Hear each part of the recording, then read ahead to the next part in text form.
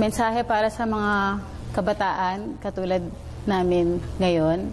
Sa araw-araw na journey natin as youth today, lagi nating maririnig yung dapat may pagmamahal sa sarili, sa pamilya, sa kapwa, sa Diyos at sa bayan.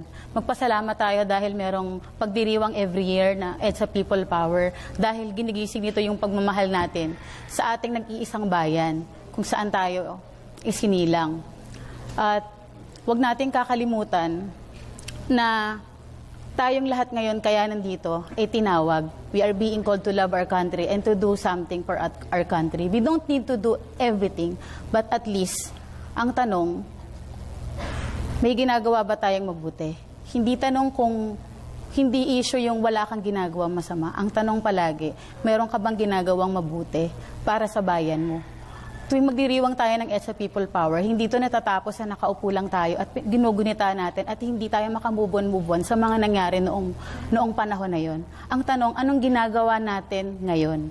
So pag uwi nyo ng bahay, pwede kayong gumawa ng plan, anong pwede kong gawin, get involved, sumali kayo sa mga organisasyon, advocacies na tumutulong para mag-contribute tayo sa pagmamahal sa ating kapwa Pilipino at sa ating bayan.